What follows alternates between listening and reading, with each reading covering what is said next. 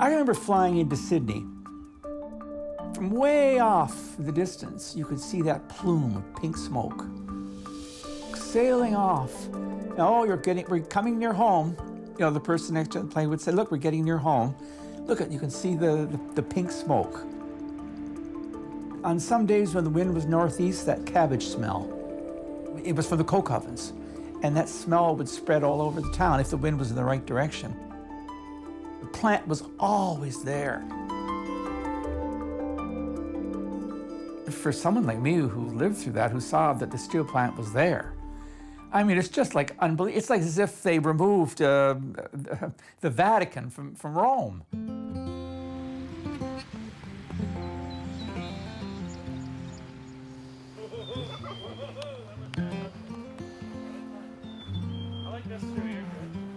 Birds flock here now. Parents will push strollers along a leafy greenway. Soon, kids will play and kick soccer balls on green fields. When the government-funded cleanup project finishes, the former Sydney Steel site will be a placid refuge.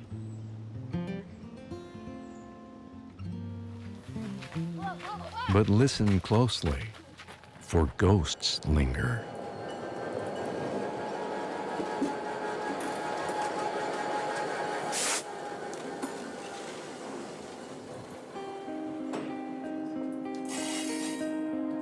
We are in. Five Long gate. time since we've gone through this gate, guys. Yeah, I walked through this my whole life. I used to wait here for my dad after work on my little bike. A lot of memories. A lot of memories as a kid on the bike selling Highlanders here for 10 cents on Wednesday, because Wednesday was payday, and it was a small. Must be old. We got paid on Fridays when we were first here, and it was all in cash. Yeah, cash. A lot of men from the pier went through here over the years. Some in the blast furnace, the open herd, the small electric furnace that was here, the scrap yard was here on the other side.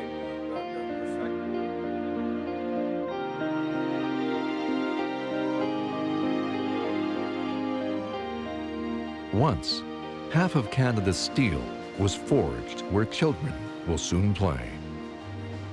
Once, the ground here shook as thousands of men trod towards the steel mills and the coke ovens.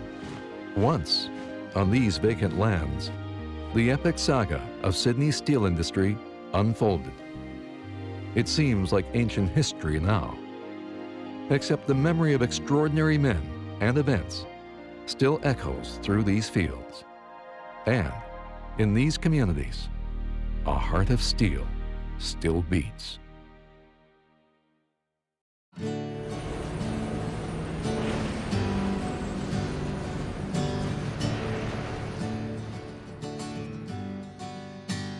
I was very proud to be a steelworker. I enjoyed my job, and I was good at it. And I loved every minute of it.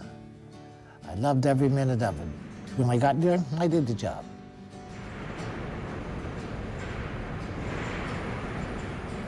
Iron and steel are 3,000 degrees Fahrenheit. So the heat is constant. It's always there. And you don't get a nick or a scratch. It's usually a broken limb and sometimes your life. My dad worked here for 43 years. My grandfather worked for 49 years.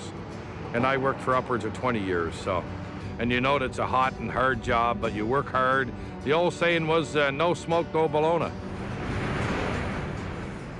My name is Irma Maxwell, and I was born and brought up at the pier. And I started at the coke ovens around 43. Oh, hot, and the sulfur, and oh my God. We had guys that could run the mill, and it was just like tuning a fiddle. They were that good at their trade. I mean, they were phenomenal. The plant had an excellent reputation, the best rails in the world, by far. Photography was my hobby. I have a lot of photos, for instance, of people working. I had to have some action, but I liked action. I liked the open earth a lot. Yeah, if the plant, I would definitely like to see the plant in operation now. I went over there to work for the summer, and I liked it so much I never left. Steel and coal were king in Canada, and Cape Breton Island was the royal palace.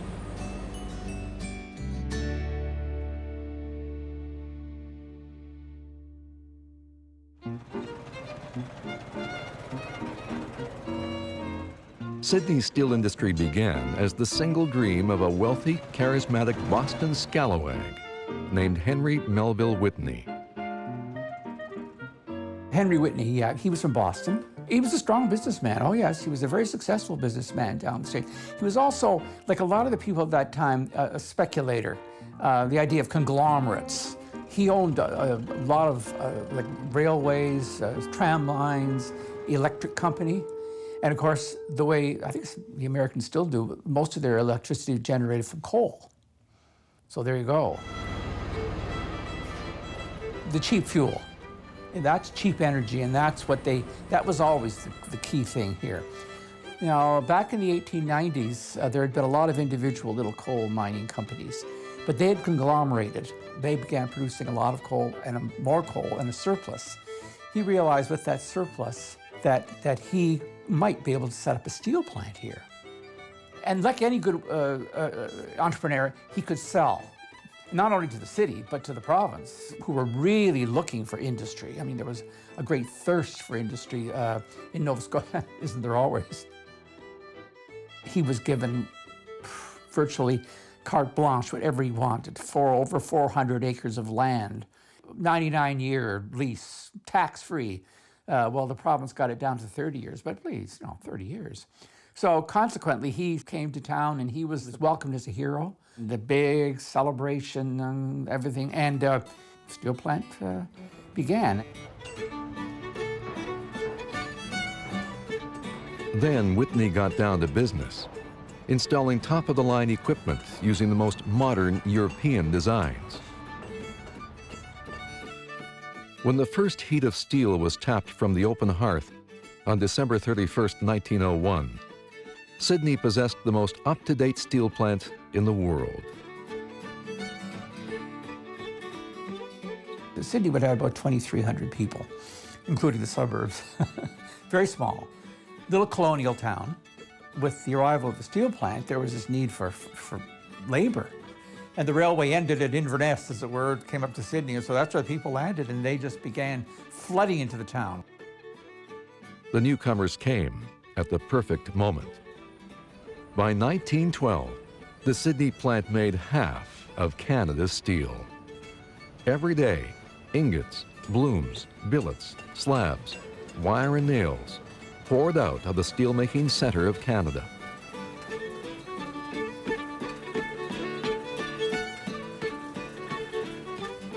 Railroad rails became the plant's lifeblood. So consequently, the place began to boom. And most of the rapid development took place near the steel plant. So consequently, we see Whitney Pier, where the pier was to ship out the steel and the coal coming in. Well, my father was from the pier, and at the pier there was numerous ethnicities. At one time, there was probably 10 or 11 churches. You had a Russian Orthodox, a Yugoslavian church, a Polish church, a Ukrainian church, an African Orthodox church, an Italian church, a synagogue, 2 Protestant and a Catholic. And like a fellow says, it's hard to escape the Lord if you live in Whitney Pier.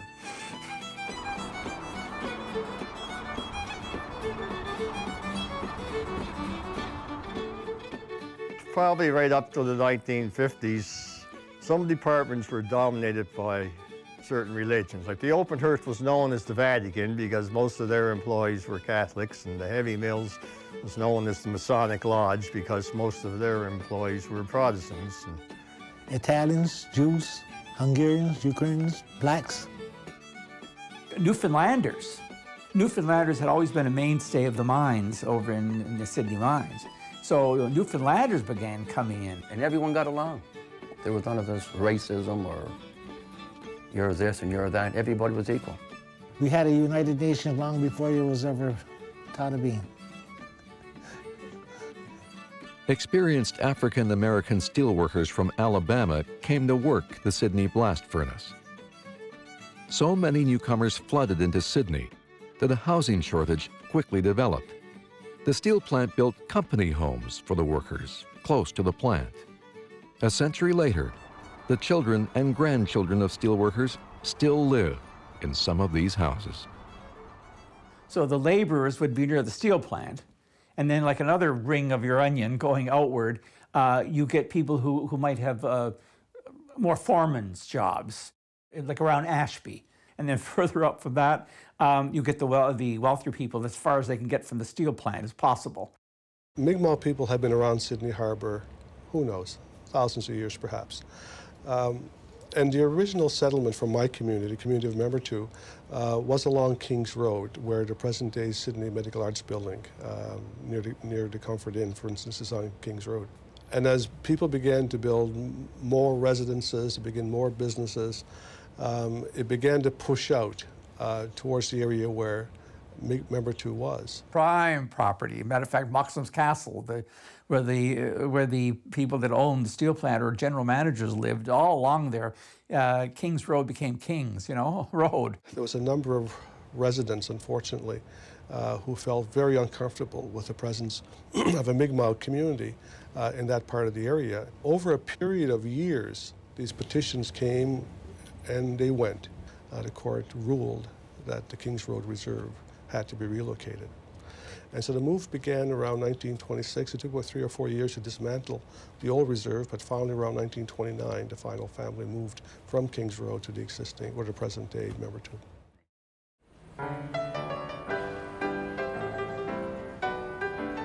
When war broke out, Sydney steelworkers did their part to beat back the Kaiser. Overnight, it seemed, the plant was running at full capacity, producing shells for the war effort. New coke ovens were built to keep up with the demand.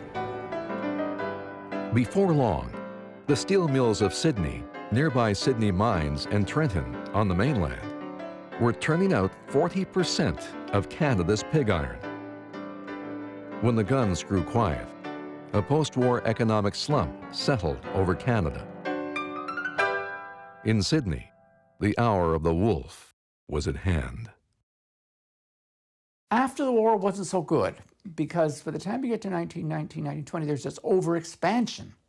And then the market for steel eases, and the steel plant really is in difficulty. And that's when we see Roy Wolven come into the scene, an American, take capitalist, entrepreneur, speculator.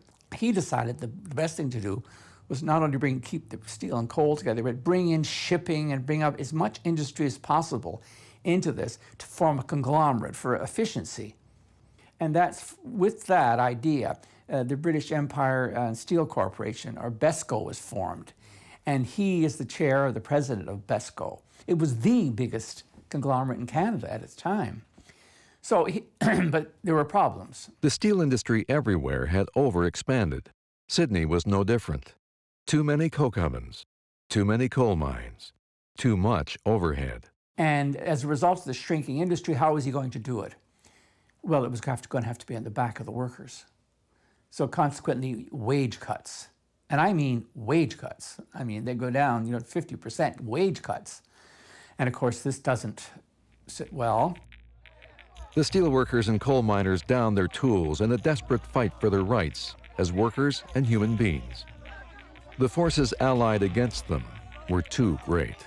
Provincial police rode down innocent people in the streets. Canadian soldiers, bayonets fixed to their rifles, marched on strikers. BESCO cut off food, water, and power to the steelworkers and coal miners and their families. When the steelworkers and miners refused to quit, BESCO's police attacked with nightsticks and bullets, leaving a father of 9 dead from a gunshot wound through the heart. BESCO quelled the strikes, but they still couldn't run a profitable company. They couldn't make the money off the back of the worker. They couldn't keep it going, and BESCO collapsed. And it was gone by the end of the 1920s, and Roy Wolven with them. He was a much hated figure in Cape Breton history. The Wolf, they called him. But steelworkers are resilient people. They pushed and they pressured. In 1937, the Nova Scotia government finally gave them the right to organize a union. Suddenly, the steelworkers' future burned brighter.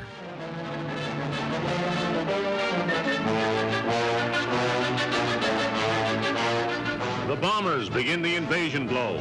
Great air fleets hitting German defenses. Smoke bombs are used for guidance as thousands of tons of high explosives rain down, smashing Nazi transport and fortifications in preparation for the second front landings. Watch, a road junction is hit.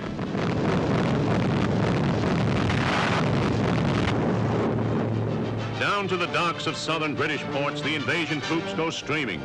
These are pictures of the historical record showing the embarkation of the striking force of American, British, and Canadians. World War II meant the steel plant was again running at capacity. Labor was at a premium. Young boys were hired to meet the demand. So too were some 700 women who used to be relegated to clerical duties, but now got their hands dirty operating cranes and doing other essential work. My name is Irma Maxwell, and I was born and brought up at the pier. Well, I went to work at the coke ovens and worked on the batteries. They hired women there because the men went to war, see, and they were short of men to work on the batteries.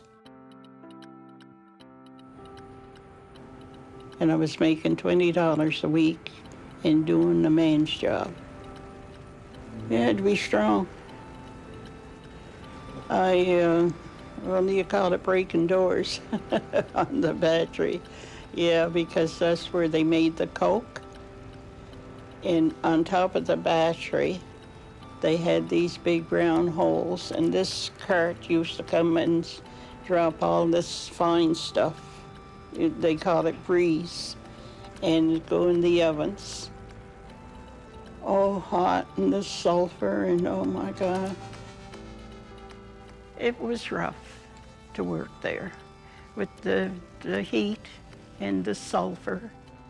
So you had to be strong. It wasn't easy.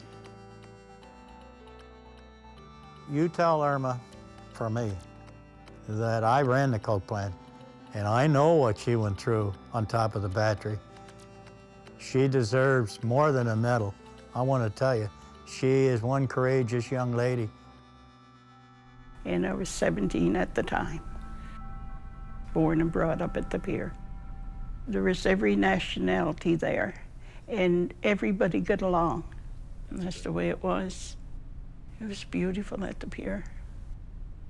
Say now, if I'm black and you were white or whatever, and something happened to you, I would go and help you.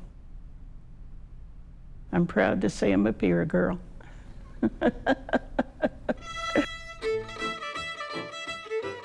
You know, we knew every sights and sound, we knew the engines, we knew the locomotives. I wouldn't have wanted growing up anywhere else in the whole world but Whitney Pier. There was all kinds of ethnic diversity in the community, but you also had the best of foods. So you had Ukrainian culture with pierogies, and then you had Italians with cabbage rolls, and then you had chicken and rice with the West Indian, you had hot sauce, you had all of those different things, or all the different origins. You had the Scottish people, the Newfoundland people with the fish cakes and beans and those sorts of things, and 64 stores that were in Whitney Pier, and the culture. We were self-sufficient. You didn't have to leave Whitney Pier, it was all there for you. We all worked together, but then we played together. You know, there was a hockey league, there was a bowling league. In the 1930s, a bowling alley opened in Sydney. And steelworkers embraced it. They all became bowlers. They just loved it. You see pictures of it back in the 30s, and they'd have a white shirt and tie on to go bowling. It was almost like a formal occasion. And that one alley that opened eventually led to 6 alleys being opened in the city. Today, there's none. There's no more steelworkers. There's no more bowling, I guess. But we all bowled. And every spring, the company put on a banquet at the Isle Royal Ballroom, and all the bowling leagues and teams gathered there for a nice meal and presentations and entertainment.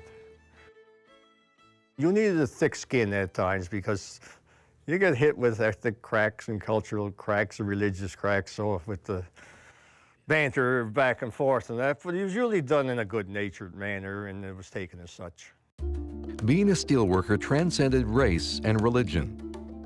They shared a rhythm of life that most others couldn't even comprehend. Like soldiers, they also shared the camaraderie that comes from doing dangerous work under the most difficult conditions. Well, the men were real nice. I mean, the batteries itself could have been hazardous. I mean, you worked in a lot of asbestos. You worked in a lot of hot temperatures, you know, up on top of the batteries, changing goosenecks, doing standpipes. But most of the time, we're shooting a mud material onto the ovens itself to get them to harden, to plug the holes in where the gas was leaking. You had overhead cranes, you had heat, you had dust, you had dirt. The ambient temperature at any given time be 140 degrees. Yes, it was hot, dirty, and dangerous. There was people who came to work at the steel plant and lasted the day. They couldn't take those work conditions. It was hot. It was about 4 o'clock in the morning, and it had been a long day, and we had a real production run on the go. And the guy looked at me and he said, you know, Eric, you guys are crazy. You're crazy. He said, I'm out of here. I'm out of here. You're crazy. Never saw him again. Well, you got to remember when you bring in a ladle of steel, 2,000 degrees. Locomotive shunting cars in and out of your work area all the time, and equipment powered by high voltage electricity. You had accidents in the blast furnace, the blooming mills, the rail mills, all over, you know. There was accidents to coke ovens. I mean, I lived in a neighborhood where a guy had one leg and one arm and lived in his home up until about 3 years ago. And he was, you know, that was probably 1969 when that accident happened.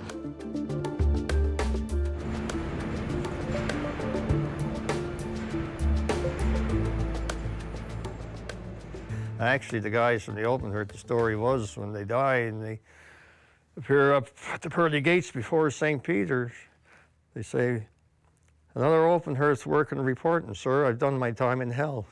They go right in.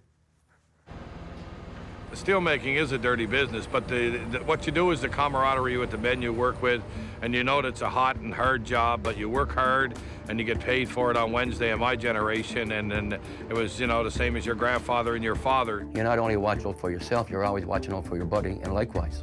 You didn't care what church the guy next to you went to, and he didn't care what color your skin was. All you cared about was you were watching out for each other. You were constantly working in heat.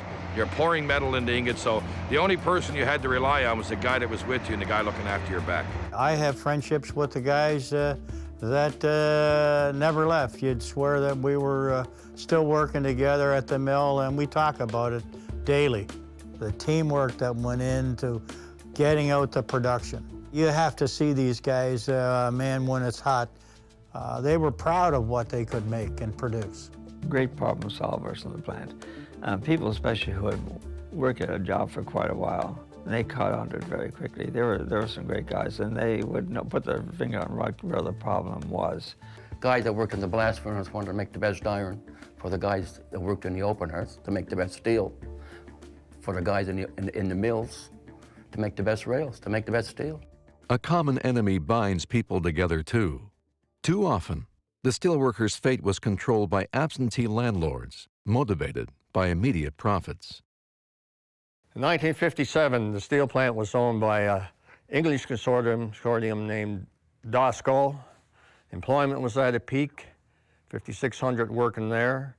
Production was at an all-time high. Everything was going good. And another English consortium, Hawker Siddeley, AV Rowe, as it was known in Canada at the time, made a bid to buy DOSCO. Most everybody jumped at this because here's a company that makes everything from TV sets to airplanes, and they want to come in here. It's going to be great for us. So we thought. The Hawker Siddeley people were heard but not seen, so to speak. They ran the plant, they ransacked it, they ran it into the ground. As long as they were making money, they just drove her wide open. They never repaired anything, they never did any modernization, they never put anything back in. They just took. You just had that sense that if you're not maintaining the facility and keeping the facility in good running order, that sooner or later you're going to pay the price. And we dearly paid the price.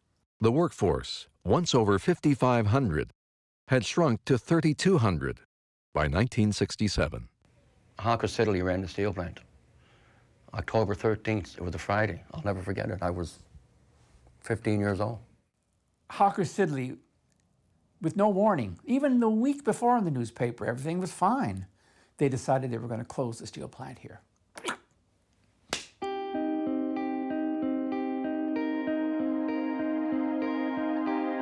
I remember telling my wife, they can't do that. Sidney had been a company town. Suddenly to close that was just to rip the heart out of the city. I had just purchased a home just prior to Black Friday, and I'll tell you, it was a scary situation. Very scary. The parade of concern, I was in a parade of concern, and of course, we all marched, and I think it's going to be a lot of discussion and a lot of thought given to it before they shut down a mill this size. They had a parade of concern. It went right by my front door. There was somewhere between 20,000 to 25,000 people, estimate. And it wasn't 10,000 steel workers and their families. You had your coal miners and their families because they depended on it. You had your professional community, our lawyers and our doctors. Boy, did the people turn out in numbers, right from the old retirees right down to babes in arms. Well, these people gathered there. That first thing, Charlie McKinnon introduced the song. Charlie was a diesel driver on our Cisco Steel Company Railroad, and he was a local troubadour, songwriter, singer. It was called Let's Save Our Industry. And when it came to the second time singing the chorus, he says, let's let them in Ottawa hear us. And all those people just sang out that song, and there wasn't a dry eye amongst us.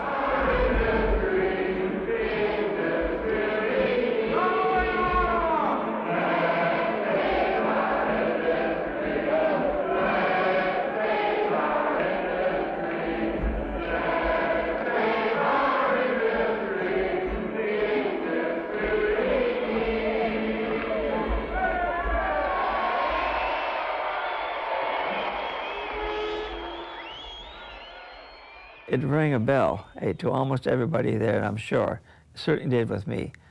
If this is going to keep going, we've got to get more efficient. Things have to be better.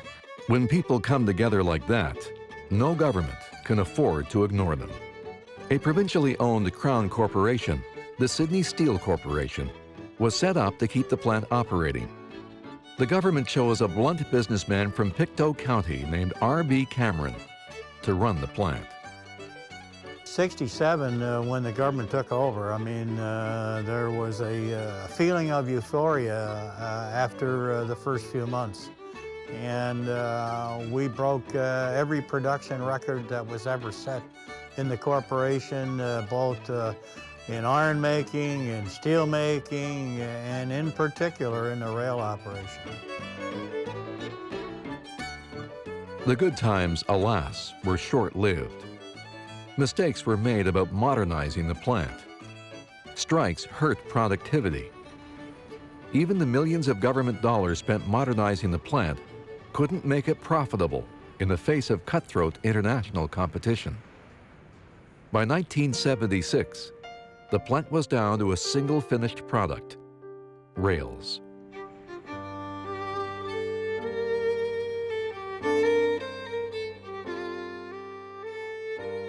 In 1988, the coke ovens closed. When the blast furnace closed a year later, the mighty Sydney steel plant was reduced to a mini-mill with just 800 employees. In February 1992, Cisco went on the auction block. It was a sad end to a once mighty enterprise. Deals to sell the plant to interests in China, Mexico, Holland, and the United States collapsed. In 2001, the plant's centennial year, the last sales bid fell apart, and the provincial government announced it was closing the plant.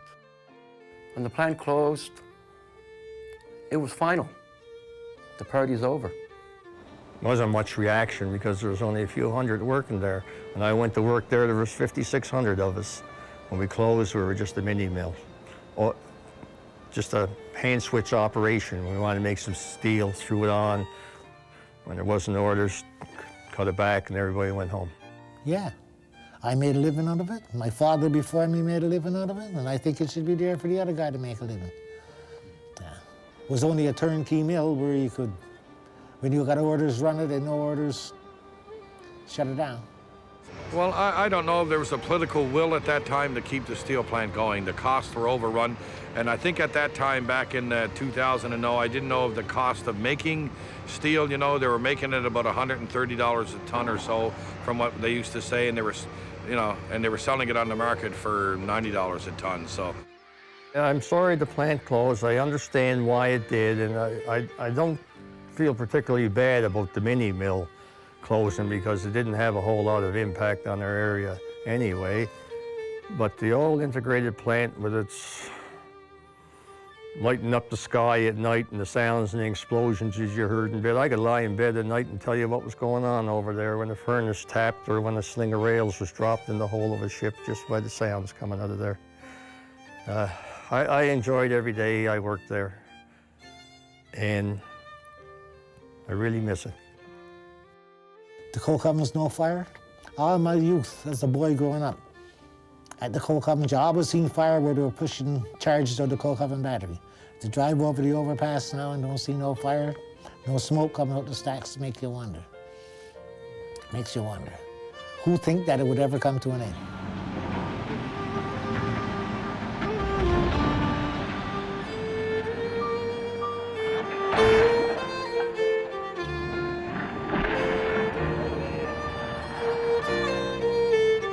And it's fading now. I start looking around and I'm saying, now let's see exactly where was the open hearth department and how did I get up to the heavy mills from here? I have to go to the water tank over there to get my bearings. Where the monument is, there's a water tank. Survives the knockdown of the plant. Sometimes some benches there by our monument, our tribute to our casualties. Sometimes I'll sit there and have a coffee and that, and some old friends are on that monument. In order to get your name on this plaque, you physically had to die on the site. If you were injured on the site, taken by ambulance to the hospital and died at the hospital, your name wasn't on the site. You were actually, This monument is actually people that were pronounced dead on the site itself. Many more people that actually died as a result of the steel plant. Of an accident, but actually did not die physically on the property, so they're not on the monument. Exactly. I have trouble getting orientated now. Then you guys know where we are, where we would have been. We're not too far from the ramp that's going to take you up to the open hearth area. Yeah. To find the open hearth and kick a ball in there, Ray. Yeah, the soccer field was the open hearth. I mean, it was such a big, awesome building, and back in those days, to be a young fella walking up that ramp or going in there and seeing the charge car. Right. Still standing here today, it's kind of hard to get orientated. It is. Well, I have to look at the substation over there because that would line up with number 5 open hearth furnace. Yeah, the continuous caster was located right about here where the track curves in that area. Yes. That little green building throws me off completely. A 7 scale. That was a scale That would have been house in 7 later scale. years, Yeah. Yeah, for sure. When you think of all the fellows you worked with, Oh, yeah. That's the main thing, yeah. it's really different. It's It wasn't a lot of people became family. yeah. Yeah. We Oh, socialized yes. on the plant. We did everything here. Yeah, my mother said we I came lived to out work here. on the plant to learn how to curse. Yeah. Because you realize that this steel plant produced 1/3 of the metal for World War II for the country.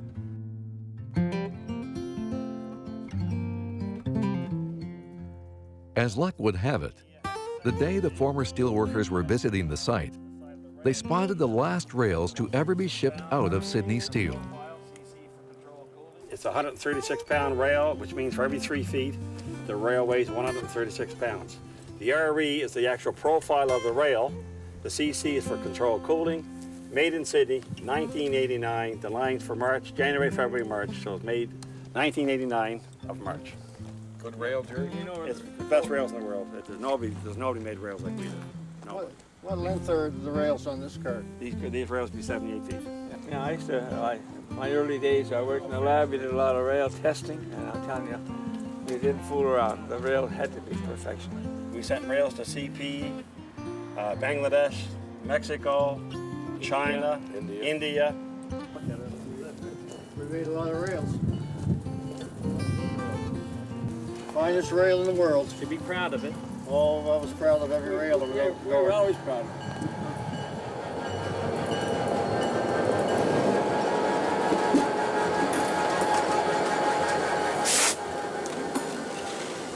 Those ones are going up to Trenton.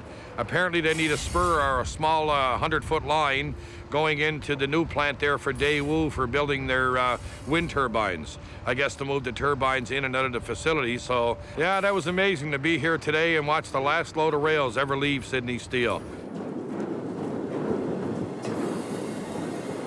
The symbolism is undeniable.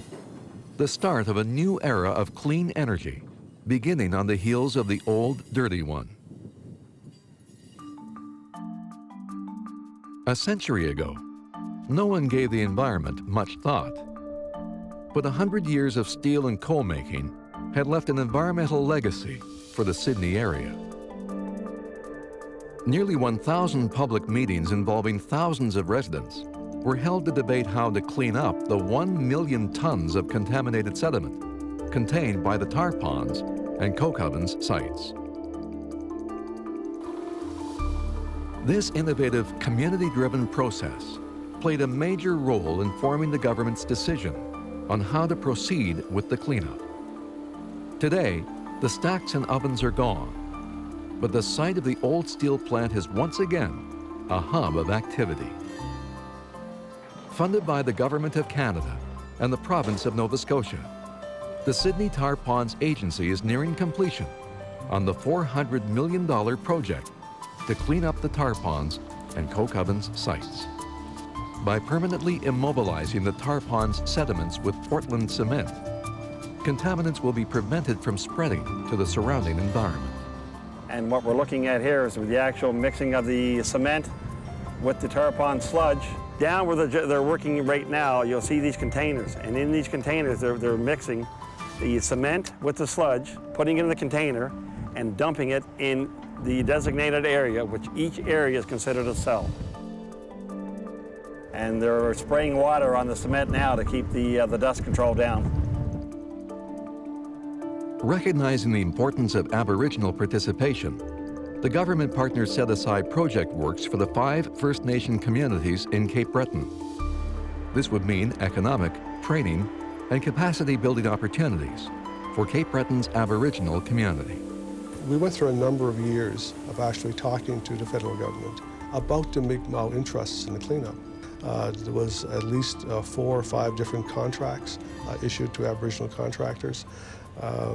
Some were Aboriginal set aside, some Aboriginal companies, in fact, became so proficient at doing the cleanup that they were even successful when they bid for the mainstream general contracts. So Mi'kmaq contractors have benefited hugely from the cleanup, and they've gained a lot of experience. It's great for the city, and it's going to be great for, well, the province, I would say, too.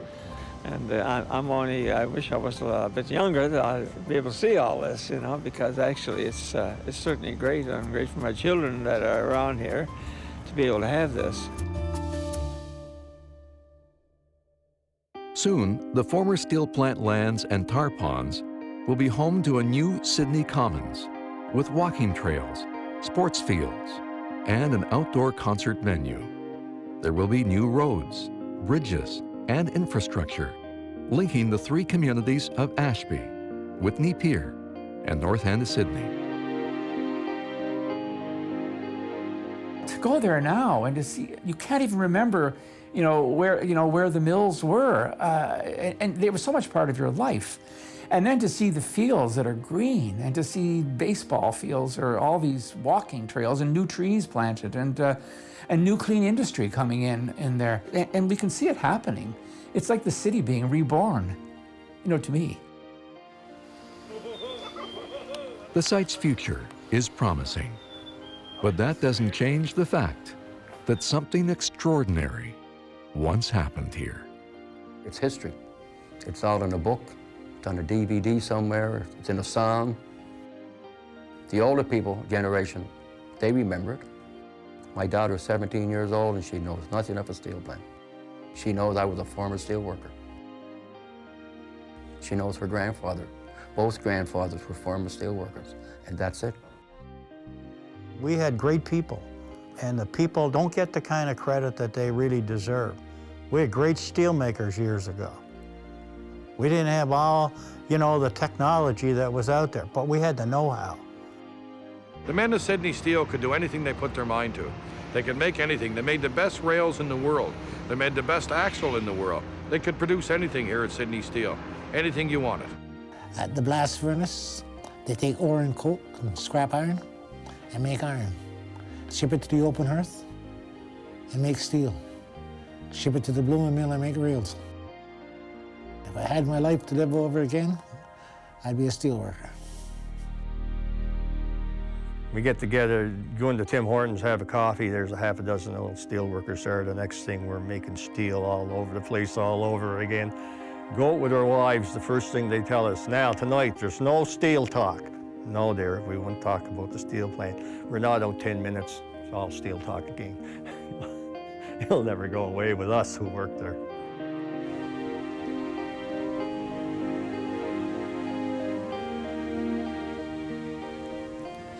One of the things that occurred too in the 60s and 70s with the hard times was not only a feeling of solidarity about, you know, labor but Cape Breton culture came to Sydney. The Scottish culture, and then you get the Irish and Acadian, and you get the feeling after a while that it's blending with the Ukrainian and the Polish in the city, a pride in Cape Breton culture. The Mi'kmaq culture becomes to be appreciated more. I think those hard times, you fall back on, well, what have we got? And one of the things we got and we didn't really realize was they've got this wonderful culture. And I think that's important.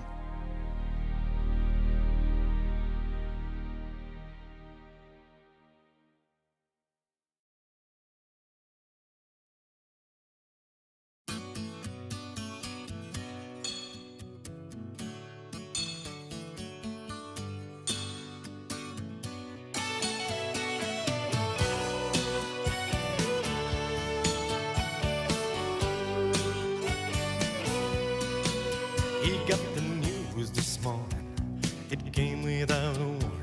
They're gonna shut the whole thing down. 700 men out of work, another paper promise gone down. Oh, he's only 45, but he's still alive, 'cause he's never fought a fight he hasn't won. A man of steel says don't ever break until the job is done.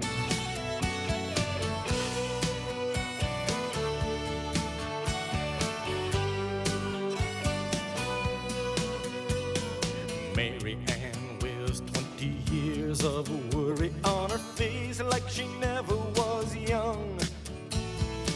She watched her husband work the hot steel, then she watched her son. And the streets of this town are cracked and blistered from all the weight they've had to bear. It ain't a town for weak hearts. The men of steel